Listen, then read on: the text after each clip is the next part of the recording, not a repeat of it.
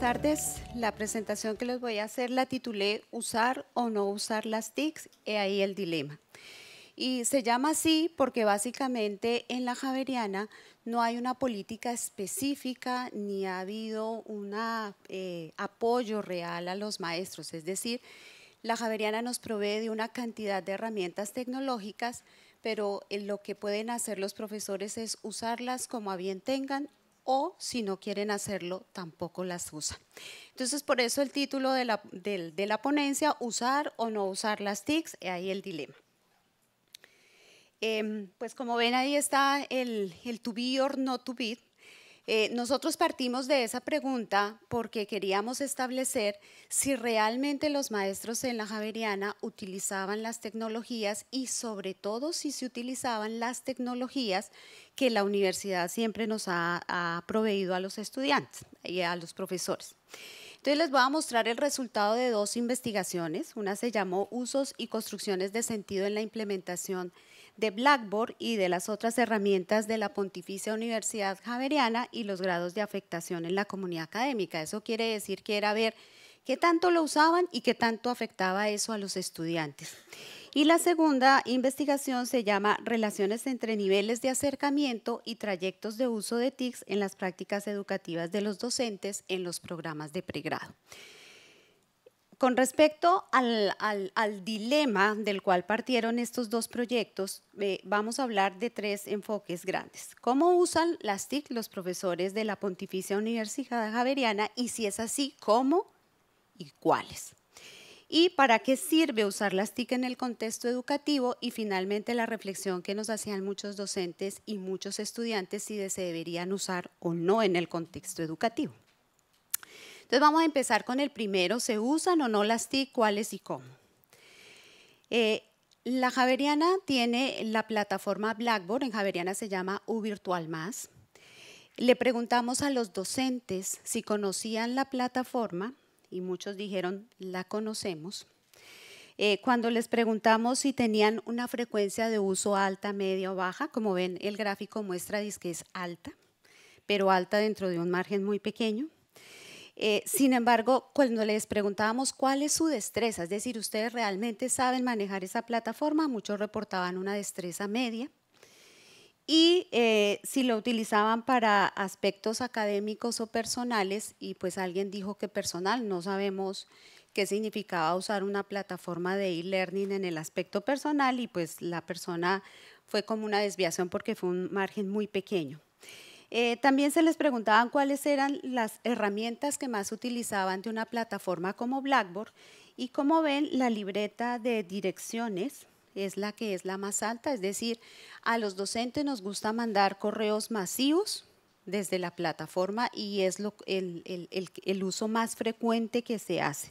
Entonces, aspectos como, bueno, buzón de transferencia ya no existe porque esta es una investigación que se hizo en el 2009. En ese momento son los servicios que tenía esta plataforma. Y como ven, ni calendario, ni información personal, ni tareas tienen un nivel tan alto de manejo. También se les preguntó frente al área de comunicaciones, qué era lo que más usaban. Y pues como ven, los mensajes y los anuncios y sobre todo el correo electrónico es el que tiene mayor incidencia en los profesores. También les preguntamos qué otras herramientas utilizan y con respecto al número de docentes que conocían y usaban Blackboard, el porcentaje de los que usan otras herramientas para trabajar con los estudiantes pues era muchísimo más significativa.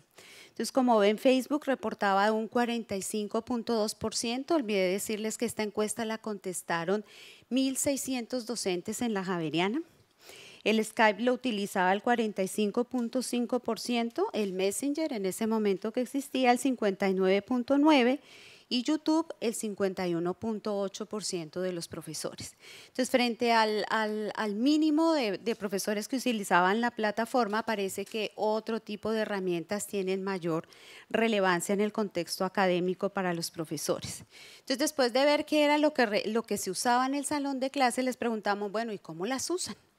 ¿Qué es lo que hacen ustedes con esas herramientas?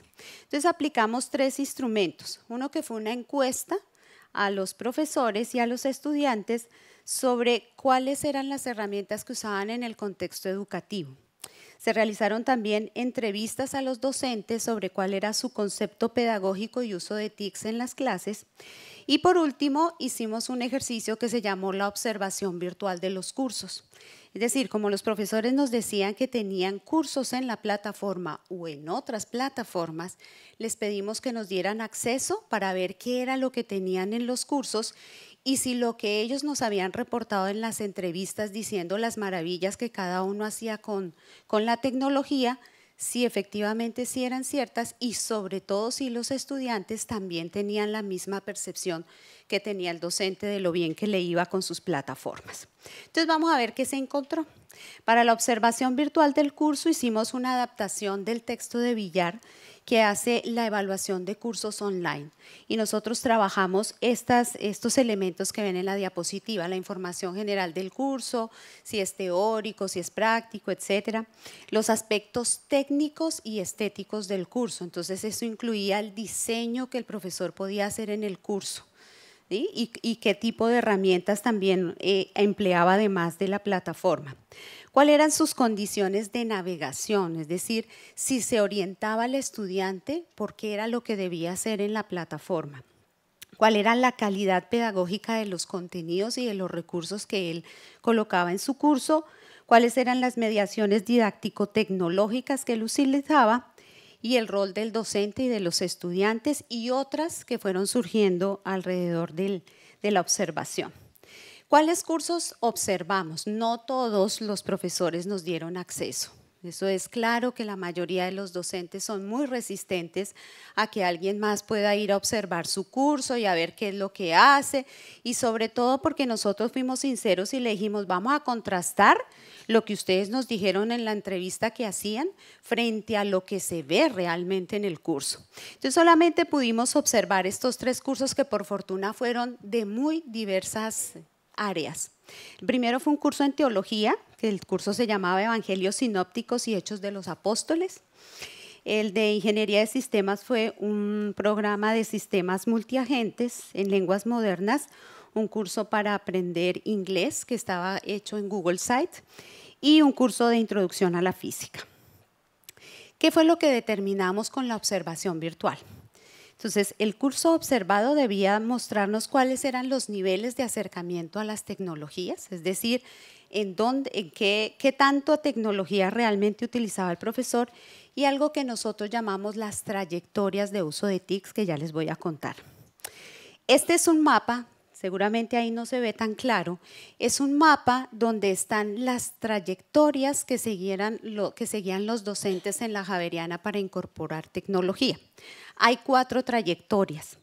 La primera, perdón que me devolví, el primer trayecto lo denominamos como un espacio para la publicación de contenidos, es decir, lo que normalmente en la Javeriana llamamos un curso murciélago, donde se cuelgan los contenidos y nada más, es decir, donde ya no le ponen a ustedes los materiales en la fotocopiadora para que vayan y fotocopien los materiales, sino que los descarguen de la plataforma. Entonces, ese es el trayecto 1.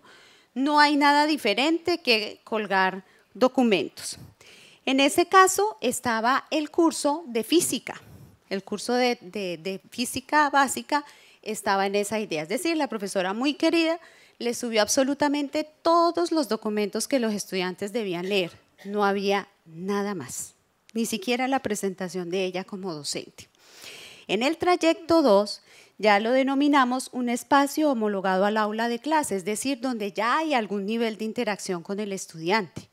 Entonces, eso quiere decir que el profesor es querido y les pone un foro donde participen o donde se le pueden resolver, donde el estudiante puede colocar preguntas y el docente las resuelve, más o menos el esquema de la clase. Por eso lo denominamos así, ese trayecto.